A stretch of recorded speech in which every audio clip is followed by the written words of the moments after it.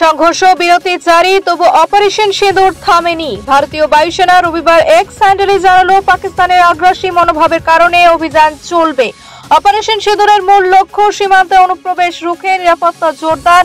এই বিবৃতিতে পাকিস্তানের চরম উত্তেজনা। ভারতের সুপারসনিক মিসাইল ব্রহ্মসের নয়া মোড়। উত্তরপ্রদেশের ডিফেন্স ইন্ডাস্ট্রিয়াল করিডোরে গড়ে উঠল নতুন ম্যানুফ্যাকচারিং ইউনিট, খরচ ৩০০ কোটি টাকা। রবিবার ভার্চুয়ালি উদ্বোধন করলেন প্রতিরক্ষা মন্ত্রী রাজনাথ সিং। উপস্থিত ছিলেন মুখ্যমন্ত্রী যোগী আদিত্যনাথ। ইউনিটে বছরে ৮০ থেকে ১০০ ব্রহ্মস তৈরি সম্ভব।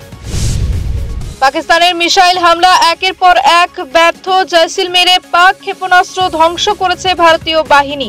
সীমান্তে জোরালো জবাবদিহি।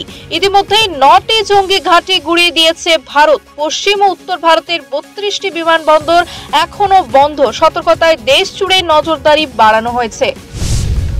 ভারতের সঙ্গে যুদ্ধের হুমকি দিলেন পাক প্রধানমন্ত্রী শেহবাজ শরীফ। আলোচনায় না বসে সরাসরি সামরিক ভাষা ব্যবহার করলেন তিনি। শনিবার এক বক্তৃতায় উঠে এলো তার দিবা স্বপ্ন। ভারতকে যুদ্ধক্ষেত্রেই জবাব দেওয়া হবে বলেই তার মত। সংঘর্ষ বিরতির মধ্যে এমন মন্তব্যে উদ্বেগ বাড়ছে আন্তর্জাতিক মহলে। ৩৮ জন মাওবাদীর আত্মসমর্পণ, নতুন বার্তা শান্তির। আত্মসমর্পণকারীদের মধ্যে ৮ জন মহিলা, ২ জন নাবালক।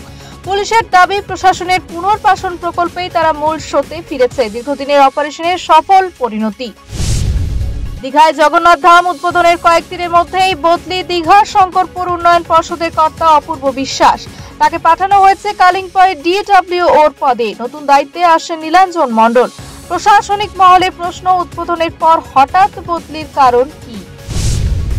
IIT খড়গপুরে ছাত্র মৃত্যুর ঘটনা ঘিরে তদন্ত নেমেছে কর্তৃপক্ষ।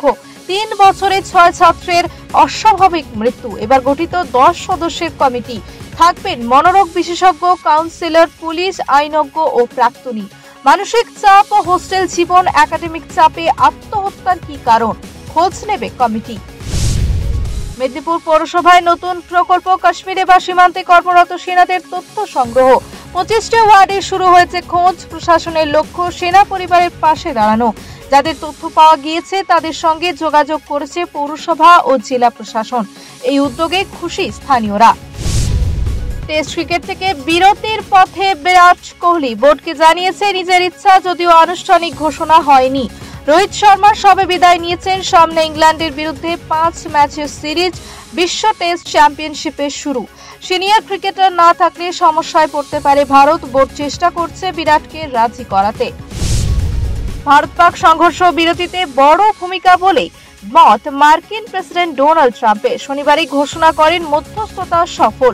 এরপরে ভারতও সম্মতি জানায়। ট্রাম্প এবার কাশ্মীর ইস্যু ও দ্বিপাক্ষিক বাণিজ্য নিয়েও আলোচনায় আগ্রহী।